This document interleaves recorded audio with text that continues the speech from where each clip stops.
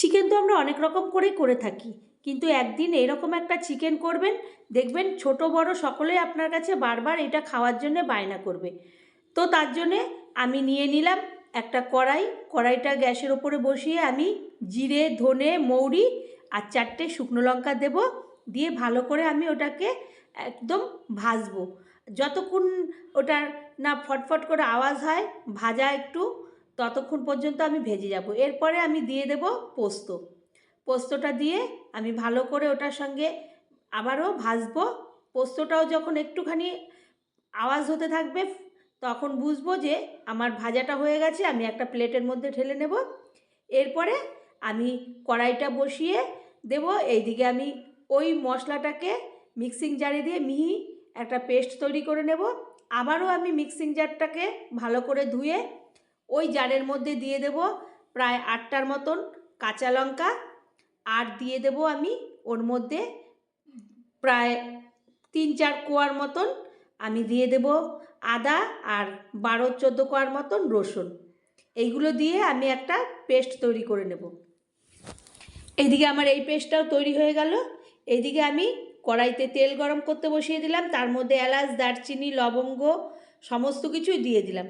কিছুক্ষণ পরে আমি দিয়ে দেব কুচনো পেঁয়াজ, দিয়ে আমি ভালো করে ওটাকে নাড়াচাড়া করব, কিন্তু ততক্ষণ পর্যন্ত আমি নাড়তে থাকবো যতক্ষণ না ওটা একটু লালচে মতন হয়।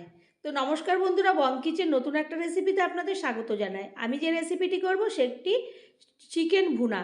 তার জন্যে আমি যা যা উপকরণ নিয়েছি আমি তো একে একে দেখাচ্ছি।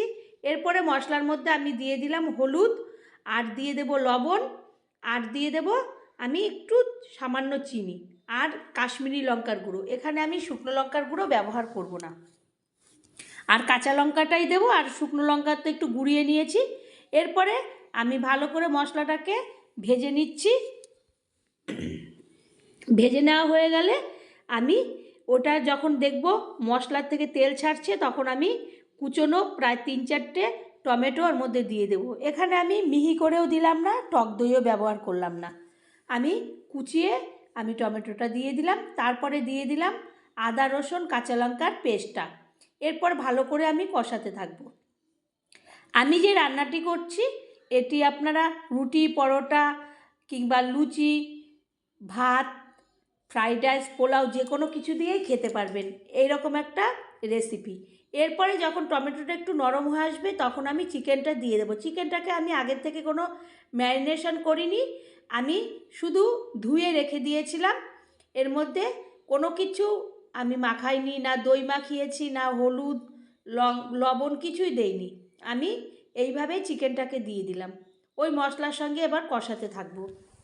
তারপর আগে তো নুনটা আমি মশলার মধ্যে দিয়ে দিয়েছি। এরপরে যখন হয়ে যাবে আমি ওটাকে ঢাকনা দিয়ে ঢেকে দেব। কিছুক্ষণ পরে আমি ঢাকনাটাকে তুলে দেখব সামান্য একটু চিকেন থেকে জল ছাড়ছে। চিকেনে তো জল ছাড়ে।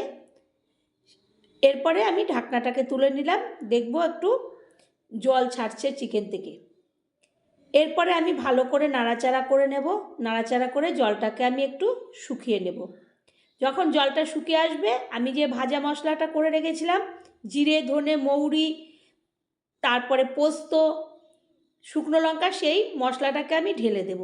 ঢেলে দেওয়ার পরে আমি একটা প্লেটের মধ্যে এই চিকেন ভুনাটা তুলে নেব। তো বন্ধুরা, আমি খুব অল্প সময় অল্প উপকরণে এই ভুনাটা তৈরি করলাম। আপনারা একদিন হলেও এটা করবেন, দেখবেন খুবই ভালো লাগে।